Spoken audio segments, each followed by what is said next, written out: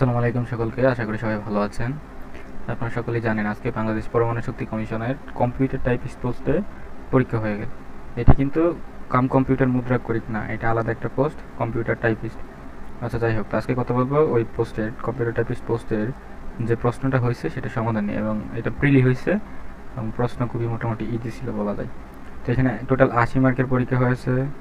তো যারা 70 প্লাস থাকবে তারা একটা আশা রাখতে পারেন এটাতে হয়ে যাবে ইনশাল্লাহ।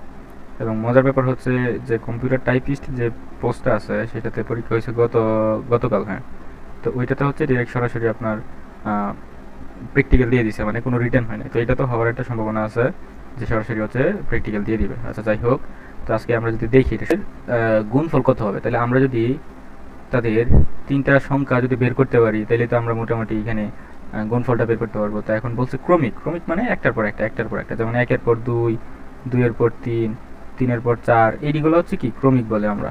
তো এখন আমাদের তো কত সংখ্যাটা আসলে সেটা জানা নাই, যেহেতু জানা নাই তাহলে আমরা এক্স ধরে নেব।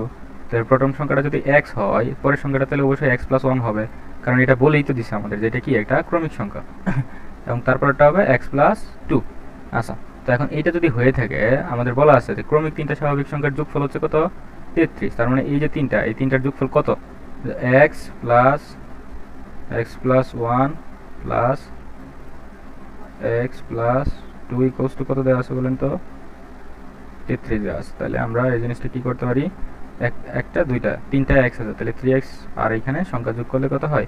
আচ্ছা, এগুলো তো বাংলায় লিখতে হবে, হ্যাঁ, যেহেতু আমাদের প্রশ্নটা হচ্ছে যেভাবে দেওয়া থাকবে সেভাবে লিখতে হবে। তো আমি জাস্ট সলভ করতেছি, আপনারা তো বুঝবেন আশা করি। আর এখানে হবে 3 আর এখানে হবে 33। তাহলে এখান থেকে আমরা চোখে দেখতে পাচ্ছি 3 ওই পারে গেলে কি হবে, বিয়োগ হয়ে যাবে। তাহলে 3x ইকুয়ালস টু হবে কত বলেন তো, 30। তাহলে 3 দিয়ে ভাগ দিলে x ইকুয়ালস টু কত, 10। আমি আবারও ইংরেজি লিখে ফেললাম।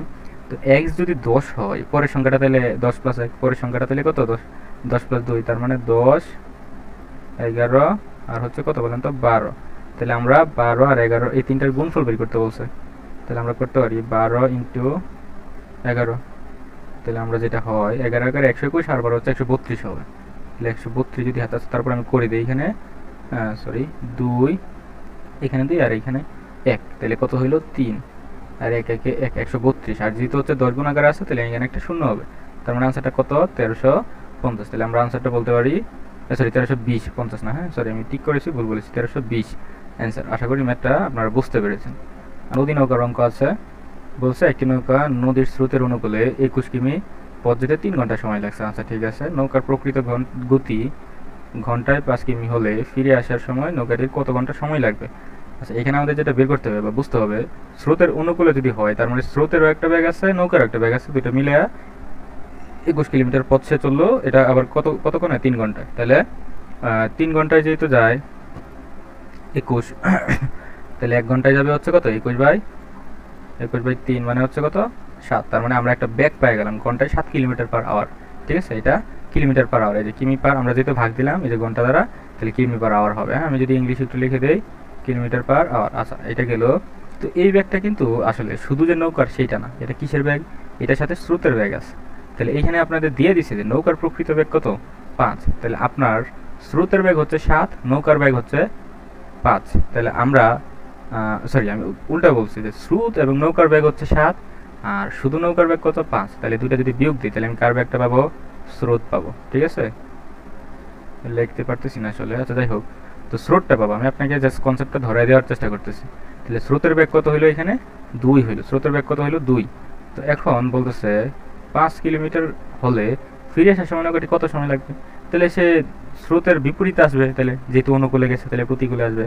এখন নৌকার ব্যাগ তো 5, ঠিক আছে, আপনি যদি 5 ধরে করেন তাহলে হিসাবে মিলবে না। কেন মিলবে না, কারণ নৌকা যেহেতু যাইতে সহযোগিতা করছে তাহলে আসার সময় উল্টা দিকে বাধাও দিতে পারবে। তো এই জন্য হচ্ছে আপনার নৌকার ব্যাগটা ধরতে হবে 5 + 2 = কত, 3। তার মানে সে 3 কিলোমিটার যায়, 3 কিলোমিটার যায় কত বলেন তো, 1 ঘন্টায়, কারণ কিলোমিটার পার আওয়ার এটা। তো তাহলে 1 ঘন্টায় যাবে কত, 1/3। এখন মোট পথ কত ছিল, 21 ছিল, তাহলে 21 কিলোমিটার যাবে, কত হয় বলেন তো, 21, আমি উল্টা লিখতেছি আবারও। আচ্ছা, 21/3, তাহলে কত আসে বলেন তো, 7 আসে। তাহলে আমাদের উত্তরটা হচ্ছে কি বলেন তো, 7। আমাদের উত্তরটা অবশ্যই 7 ঘন্টা। ঠিক আছে, আশা করি বুঝতে পেরেছেন। আচ্ছা, এরপরে যদি আরেকটা ম্যাথ দেখি সরি, এরপরে যদি আমরা আরেকটা ম্যাথ দেখি, দেওয়া আছে পিতা এবং পুত্রের বয়সের সমষ্টি 60 বছর, তাদের বয়সের অনুপাত হচ্ছে 7:3। 12 বছর আগে তাদের বয়সের অনুপাত কত ছিল?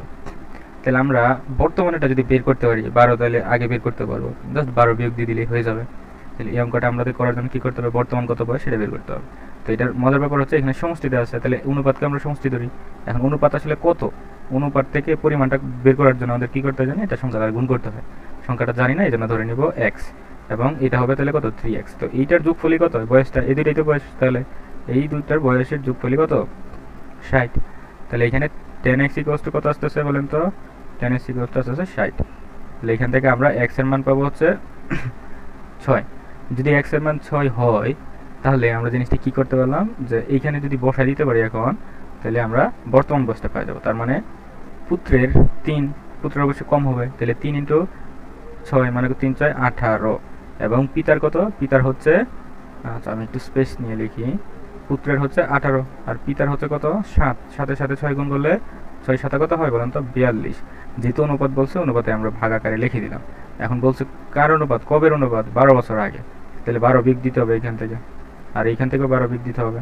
তাহলে জিনিসটা আমরা পাইতেছি উপরে হচ্ছে 30 ডিভাইডেড বাই কত হয়, এখানে আমরা 12 বিয়োগ দিতেছি, তাহলে হচ্ছে 12, এইখানে হচ্ছে 6 থাকতেছে আর এইখানে হচ্ছে 1 থাকতেছে, তার মানে 16 থাকতেছে, সরি শুধু 6 থাকতেছে। হ্যাঁ, তাহলে আমরা জিনিসটা কত পেলাম, আচ্ছা এখানে 42 থেকে 12 চলে গেলে, আর এখান থেকে 18 থেকে 12 চলে গেলে আমরা 30/6 পাইতেছি, কাটলে কত পাইলাম 5। তার মানে নিচে একটা 1 আছে, তো এটাকে যদি আমি ইষ্ট আকারে লিখে দিই, একটা এখানে হয়ে যাবে। এটা কিন্তু 5, হ্যাঁ এটাকে 4 ভাববেন না কেউ। তাহলে আমাদের আনসার কোনটা হইলো বলেন তো, আমাদের আনসার হইলো এই যে 5:1, এই যে এখানে দেওয়া আছে সুন্দর করে। আচ্ছা, আশা করি আপনারা বুঝতে পেরেছেন অঙ্কটা। একটি সংখ্যা 301 হলে যত বড় 381 হতে তত ছোট। তার মানে 181 থেকে আমরা যোগ দিতে পারবো সংখ্যাটা, আর 301 থেকে যোগ দিতে পারবো, আর 381 থেকে বিয়োগ দিতে পারবো, এই দুইটা সমান হবে। জাস্ট সিম্পল একটা কি শর্ত। আমি এখানে একটু স্পেস তৈরি করে নিলাম যেন লিখতে পারি। তাহলে 301 এর সাথে হচ্ছে আমরা কি করতে পারবো, যোগ দিতে পারবো। হ্যাঁ, তাহলে যোগ দিলাম আমি, x সংখ্যাটা আমি জানি না যেহেতু, তাহলে x ছাড়া তো উপায় নেই। আর এইখানে হচ্ছে 381, তাহলে মাইনাস করে দিলাম x, তো x এই পাশে আসলে কি হবে, যোগ হয়ে যাবে। তাহলে x প্লাস x, আর এদিকে হবে কি বলেন তো 381 মাইনাস 301 হবে, এটাই তো হওয়ার কথা। তাহলে 2x হবে এখানে কত, 1 যদি চলে যায় 0, এখানে হবে 8। তার মানে x কত বলেন তো, x 40। আচ্ছা, এখন আমাদের অঙ্কটা তো x এর মান বের করা না, আমাদের বের করা হচ্ছে তাহলে সংখ্যাটি কত। তাহলে সংখ্যাটা আমরা এখানে যে কোনো একটা সমীকরণ বসাই দিলে হইতেছে। তাহলে 301 এর সাথে আপনি যদি 301 এর সাথে আপনি যদি 40 যোগ করে দেন, তাহলে জিনিসটা কত আসতেছে বলেন তো, আসতেছে 341। এটাই হচ্ছে আপনাদের আনসার। তো আমরা এখন দেখি যে আসলে আনসারটা আছে কিনা। এই যে 341 নাম্বার এখানে দেয়া আছে, মানে অ্যাকচুয়ালি সংখ্যাটা দেয়া আছে, তার মানে এটা হচ্ছে আমাদের অ্যান্সার। আশা করি বুঝতে পেরেছেন, খুব সহজ অঙ্ক। আচ্ছা, এরপরে বলতেছে কোন ত্রিভুজের 3টে বাহুকে বর্ধিত করলে উৎপন্ন বস্তু কোণ 3টির সমষ্টি কত। তাহলে জাস্ট একটা চিত্র যদি আঁকেন, তাহলে জিনিসটা বুঝতে পারবেন ভালো। কিভাবে দেখেন তো, যদি এটা যে কোনো ধরনের একটা ত্রিভুজ হইলো, তো আমরা জানি ত্রিভুজের 3 কোণের সমষ্টি কত, 180। তো এটা নিয়ে প্যারা নাই, যতই দিই আমরা। তো এখন হচ্ছে এটা বর্ধিত করে দিব, 3টা বাহু হচ্ছে আমরা কি করে দিব বলেন তো, বর্ধিত করে দিলাম। আচ্ছা, যে কোনো 3টা বর্ধিত করবেন তাইলেই হবে। তো এই যে এইটা আমরা ধরলাম এটা সমকোণী ত্রিভুজ, সমবাহু ত্রিভুজ। তাহলে এইটা তিনটাই 60 করে আমরা ধরে নিলাম আর কি আমাদের সুবিধার জন্য। এটা যে কোনো কিছু দেন আপনি হবে। এটা যদি 60 হয়, এই যে একটা সরল রেখা হইলো, এই সরল রেখাটা অবশ্যই 180 হবে। তাহলে 180 থেকে আমরা 60 বিয়োগ দিলে বাড়তি যে অংশটা আমরা অঙ্কন করছি সেটা পাবো কত, 120 ডিগ্রি। এখন এইটা যদি 60 হয়, এটাও 60, এটাও 60, তাহলে এইটাও 120, এটাও 120। তাহলে আমরা কত পাবো, 120 পাবো 3টা। হ্যাঁ, যোগ করেন, 3টা যোগ করলে কত পাবেন বলেন তো, 0 0 0, এই যে 0, 2 2 2 6, আর 1 1 1 কত 3। তার মানে আমাদের অ্যান্সারটা কত, 360 ডিগ্রি। আমাদের অ্যান্সারটা খুব সহজ, এটা কত 360। আচ্ছা, এই অঙ্কটা যদি আপনি স্বাভাবিকভাবে চিন্তা করেন তাহলে আপনি পেরে যাবেন।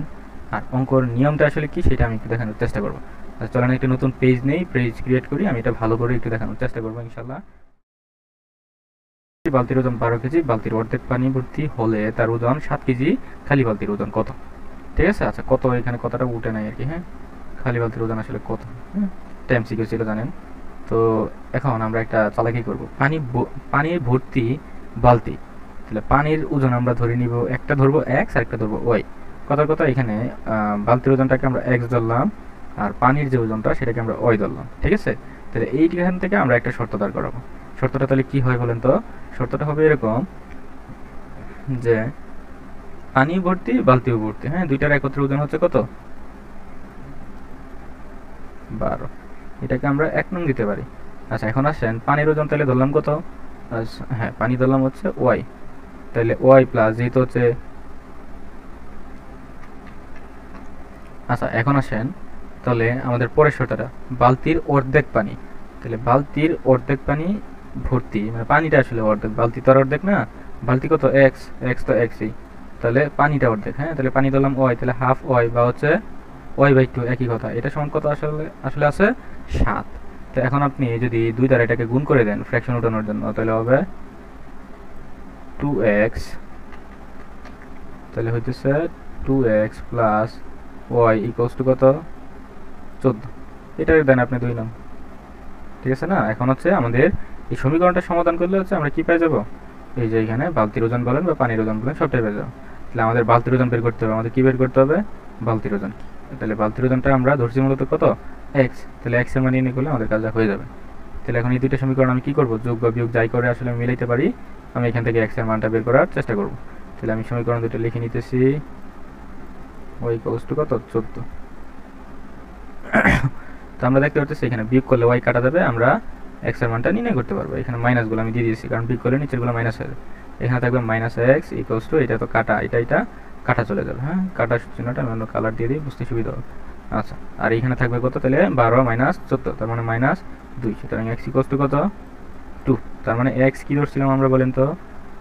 এই যে এক্স ধরছিলাম হচ্ছে বালতি, হ্যাঁ, বালতির যে ওজনটা সেটা হচ্ছে এক্স ধরেছিলাম, তার মানে বালতির ওজন কত পাইলেন বলেন তো? 2 কেজি পাইলেন। এই তো। তো এই অঙ্কটা খুবই ইজি, মজার, মানে বুঝতে পেরেছেন, তাই তো।